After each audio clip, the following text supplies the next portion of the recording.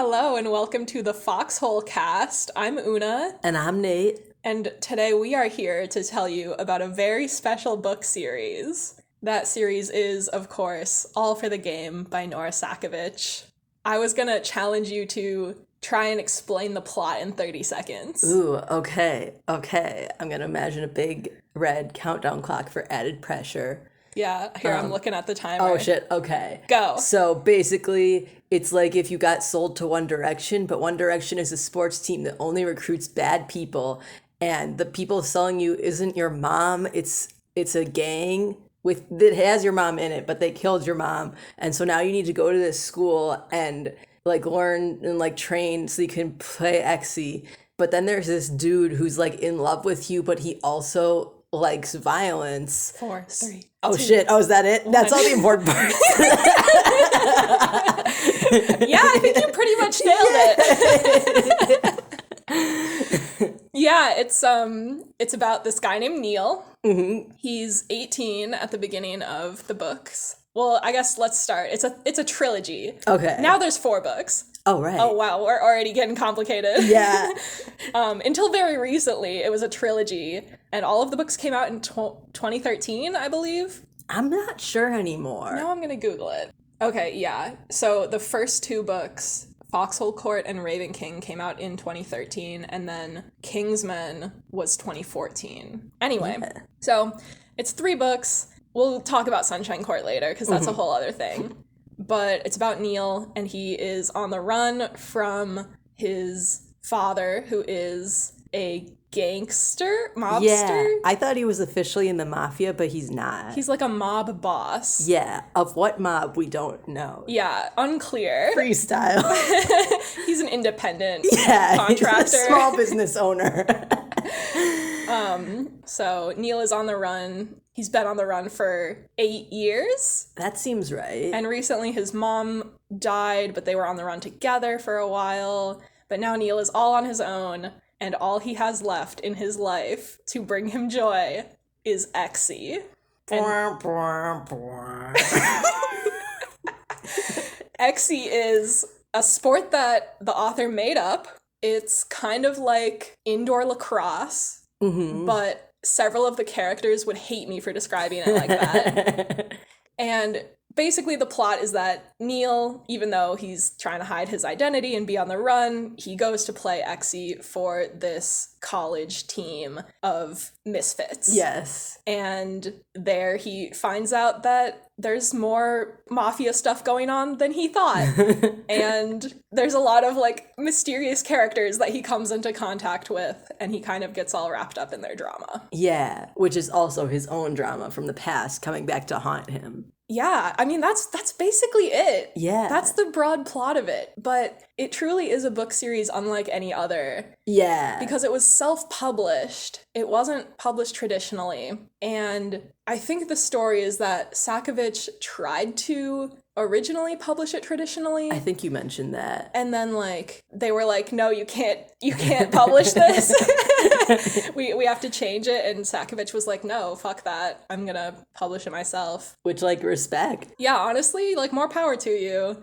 But what's truly interesting about these books is just the vibes, because it is so hard to describe. Like, it's easy to describe the plot of, like, this guy goes to play XC at this college team and there's, like, mafia stuff going on, which is already batshit. Yeah, it's like, that's just that's easy. Yeah, once you establish that baseline, like, I don't know, how would you describe? It's like if the thing you wrote in middle school when you had no like filter or boundaries and you didn't really know like what was correct morally or not, but that made you feel like so safe and warm, was published as a book and you could talk about it with other people. I like that. Thanks.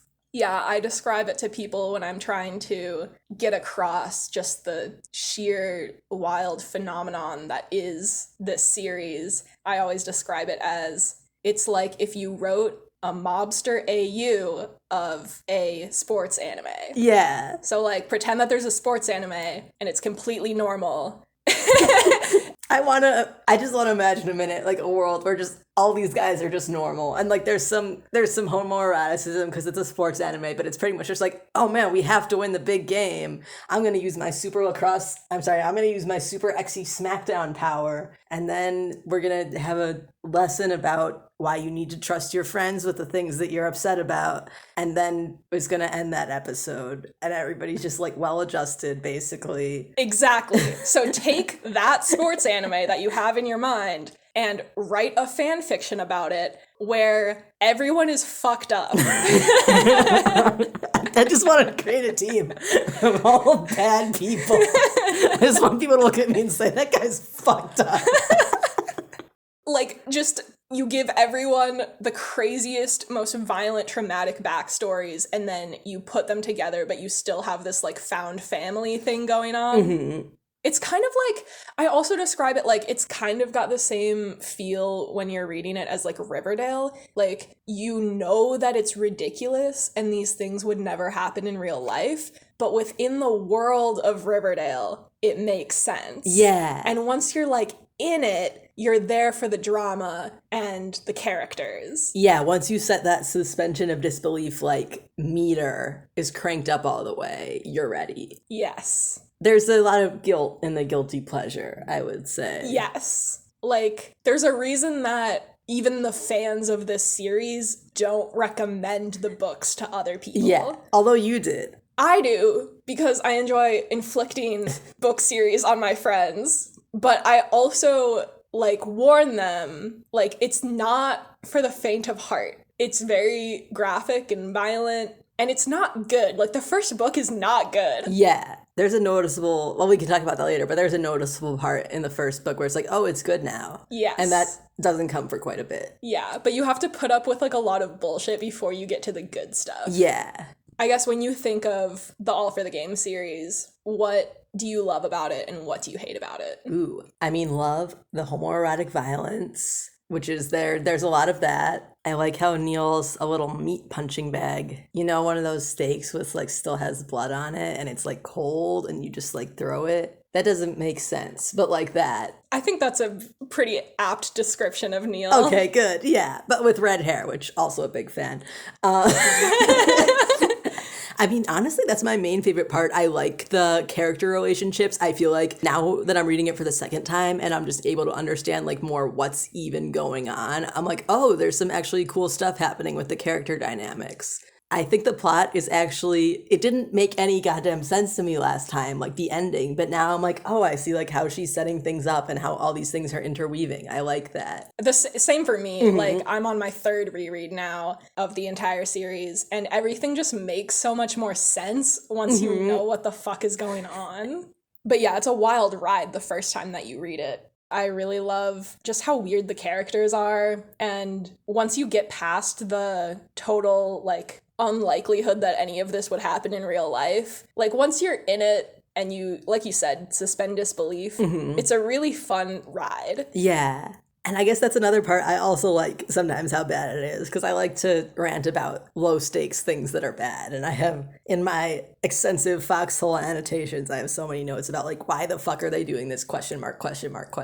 Oh, yeah. Yeah. Yes, all the time. Like, the characters behave in ways that no real human being would ever behave. But if you're just with it, it's like funny and yeah, it's enjoyable. Yeah. But there is parts that I hate about it. Yes. Like, especially in the first book. Especially in the first half of the first book. Yeah, that's the most, like, early installment weirdness part of it. Yeah. It's like they were still, the budget was lower. They were still, like, working with the original concepts of the characters. They hadn't fleshed them out yet. Yeah. But even throughout the whole series, it's like, there's this lovely, you know, found family aspect, and a lot of it is about characters overcoming trauma, and there's a lot of queer representation, which is very unique, honestly, in comparison to like other queer rep, especially at the time that these books came out. That's true. It's not like everybody's like, oh, it's all Heartstopper where we're holding hands and being flowers in real life, and it's like, no, not here. Yeah, this is like gritty and terrible, and yeah. More queer dirtbag representation. Yeah, for real. It's here. You might not like it, but this is what peak performance looks like. Yeah, but like to get to that like beautiful found family overcoming trauma queer rep part, you have to wade through the actual trauma of all of these characters, and it's very graphic at points, and you know, there's parts that are very like homophobic and racist and sexist, and you just kind of have to like deal with that. Right. Like a little sprinkling of Yeah. on the book. Yeah, there's a lot of like bad tropes used. It's not just that the characters have to experience racism, homophobia, and like all this trauma. It's that like the writing itself uses these like racist, homophobic tropes to some extent. Right. That are kind of hard to stomach unless you know that it gets better later. Right. It gets better. Gay people are used to that one already. Yeah.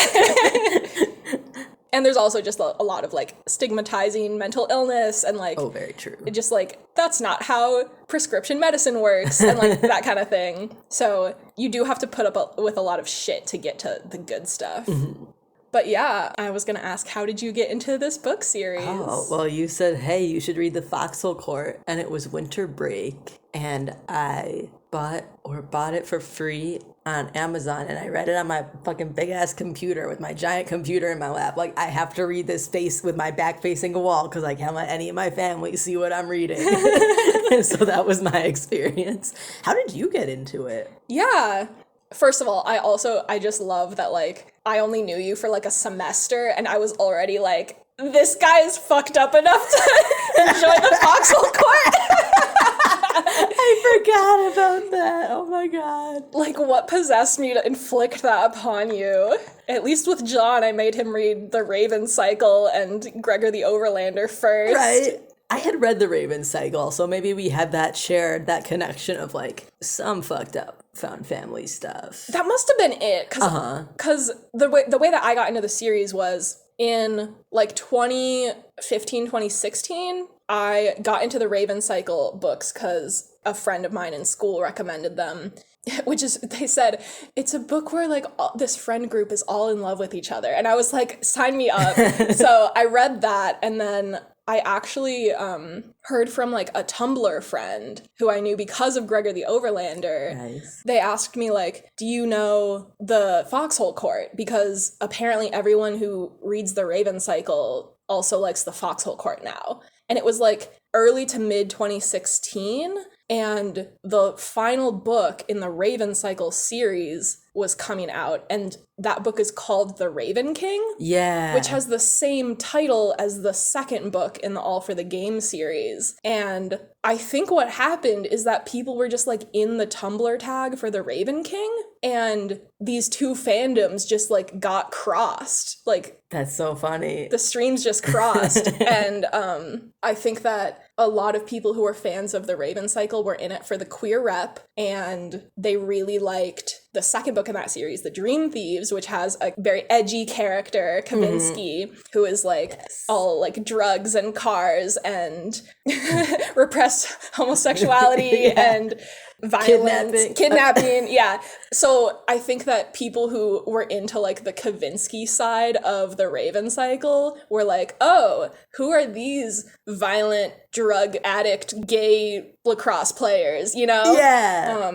But I had no idea. Like, I read the Raven Cycle, which is a completely different series. They have nothing in common. Like, aside from Kavinsky, like, there's very little in common between the books.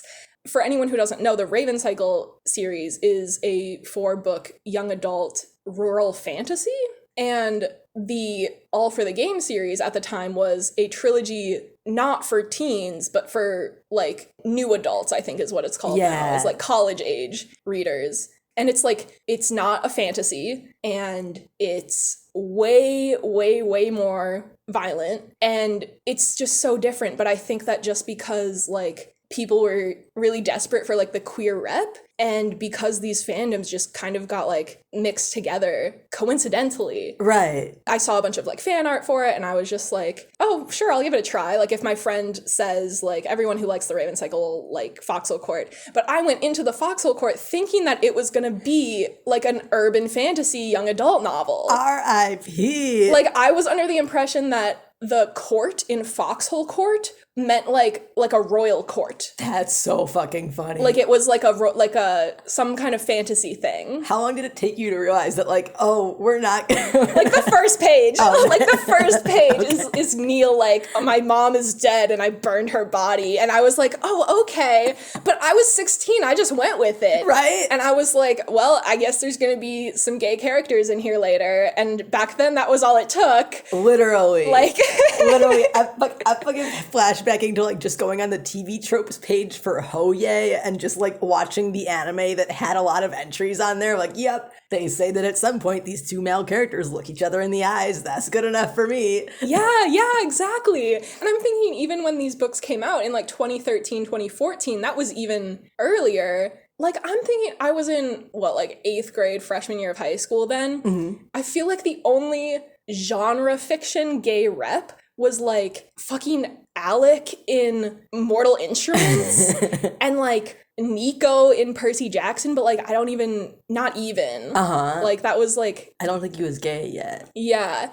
And everything else was like Simon versus the Homo sapiens agenda. Like you said, like Heartstopper vibes, like realistic fiction. Or like serious book about gay issues. Yeah, what Tamsin Muir calls my gay coming out summer. My sad gay coming out summer. Like that's everything funny. That was there. And like just to read something that was like fun and interesting and like genre fiction instead of just like contemporary like realistic fiction about a sad high schooler was like interesting, you know? Right. Because it's like that's what we were imagining in our heads, right? I'm like, what if they were superheroes and they were doing shit? And you were like, what if they had the nuclear launch codes engraved in their chest? Yeah, exactly. Yeah, like I was out here looking for like sci-fi and fantasy stuff, and Foxhole Court is not sci-fi or fantasy, but it follows similar tropes in that there's like kind of a big bad, and it's like this group of ragtag misfits who kind of like take on this challenge to take down the big bad, and that resonated with me, even though it was certainly not what I was used to reading. Because it's unlike anything else. Right. It's really hard to describe this series. Yeah, I was really trying to think of like, what are other things that I've read that are like this? I'm really coming up blank. Like there's violent things, there's teen things, but I feel like it's hard to sell. Like most things aren't like, okay, so this is like it's new adult, but I feel like the target audience and the people who are reading it most are like teens. Yeah. So it's like, okay, so we're aimed at teens. We have a ton of graphic violence. We can't advertise for this anywhere. If parents find them reading this, they'll get really mad. Like that's a hard, it's a hard sell. And it's like, it's honestly incredible that this series blew up the way that it did, just kind of by chance. Right. Because the author doesn't even like want people to read the, like, I don't know if she like actually said it in as many words, but I've definitely heard people talk about how Nora Sakovich knows that especially the first book just like does not hold up 11 years after the fact. But yeah, I mean, that is the question though. Like, are these books good or are they bad? That really is the question. And that is what we're trying to figure out on this podcast. We've got microscopes. We've got a bunch of vials of like bubbling colorful fluids. We've got several computer screens with lines and lines of code. Yes. Green code. Yes. On black backgrounds. Oh, yeah. And we are just plugging into the matrix to try and figure out. It's interesting because when we first came up with the idea to make this podcast earlier this year, it was under the guise of like, oh, we're going to read the All for the Game series and try and figure out if the books are good or bad. But since deciding to make this podcast, I've now reread the whole series like twice, including the Sunshine Court and all like a great deal of the extra content that has now been deleted from Nora Sakovich's blog. R.I.P. And so I don't think that I can reasonably like make this podcast being like, I don't know if it's good or not, because I've caught this like foxhole wasting disease. I think that now my question is, why are they like that? I think that's an important question to ask. Like, what makes the Foxhole Court so unique? And why do people like it? Why do people hate it? Why does it work or not work? Why are they the way that they are? Yeah. Yeah, so basically earlier this year, I think we were at John and Aaron's Super Bowl party. Yes, it was the Super Bowl. And very much on brand for me and this book series. I did not care about the football going on. I was on Tumblr and I saw Nora Sakovic had reblogged or had posted something about the Sunshine Court, and I was like, what the fuck is the Sunshine Court? And I had no idea that Nora Sakovic was like back on Tumblr. I forgot that I was following her. So I went down a rabbit hole, just like not watching the Super Bowl, sitting on John's couch, scrolling through my phone, trying to figure out what the Sunshine Court was. Or even, it was just TSC. Oh, right. And I didn't even know what it stood for until I like did some investigating. And then like, I remember walking home and like ranting to you about the Foxhole Court and just being like, I don't care that there's a new book. But like literally you keep saying like, I don't care, and then you'd be scrolling for another 5 minutes, and then you'd be like, here's a new fact about the new book. Yeah, literally. And then I started rereading the series, and then I read Sunshine Court, and then I started rereading it again from the beginning, and somewhere in there Nora Sakovic deleted the extra content from her blog, and then we went on a quest to recover that information, and it just like spiraled out of control. And yeah, that's kind of how it is with the Foxhole Court. That's exactly it. And I'm sure that I'm not the only person who had a similar experience when they heard that Nora Sakovic was returning to the series after a decade. Yeah. You were like, I feel like you were like kind of mad. You were like, why is she doing this? Like, why does this need to happen? And then you read the Sunshine Court and you're like, okay, I get it now. Literally, we can like talk about this once we get more into it, and like once we actually get to the Sunshine Court, like God forbid we actually get that far. The FBI will take us out before then. Yeah, hopefully. With any luck. Yeah. But I remember being like, why is she doing this? Like, she's put the series down for 10 years and she said that she doesn't like it and she doesn't want people to ask her about the extra content and like all of this stuff. And I'm like, so why is she returning to this series? And then I read the Sunshine Court and it's like legitimately good. And I'm not afraid to say that. Like, it's not good in terms of like a traditionally published book because it doesn't really follow the structure of a traditionally published book, but like it's a good addition to the series, and it would be so easy to just make all of the characters like caricatures of themselves and like just make, you know, the Foxhole Court 2 and try and replicate what she did before. But it's actually this new, fresh thing with all of these new characters that are actually really interesting, and it doesn't seem cheesy. And even though it still maintains that, like, je ne sais quoi of the Foxhole Court, it manages to be something new. And I'm honestly, like, really impressed by that. Yeah, so I'm back in it now. Yeah. It's basically what I'm saying, and I'm sure I'm not the only one. You thought you got out, but it pulled you right back in. Yeah. It's like that Mother Mother song, try to get out, but we just keep sticking around because this is a very good, bad thing we found. We need to make that the theme song of the podcast. Yeah. And then just get a really good lawyer. Yes. Yeah, so I guess what I'm trying to say is we aren't the biggest, most dedicated fans of the series. We don't know every single little detail about the books, and we haven't even read all of the extra content. I am getting a 4 tattooed on my face. It's not even a Foxhole Court thing. It's just entirely separate. But we are perplexed and fascinated by this series. And I think that this podcast is just our way of trying to figure out why we're so fascinated by it. Right. Like our way of understanding the world through the Foxhole Court. Exactly. We just want to know, like, what makes it work? What makes it tick? We want to take it, we want to vivisect it. Mm-hmm. We want to have a Rico moment. Just take a knife to this thing. Yeah. Yeah.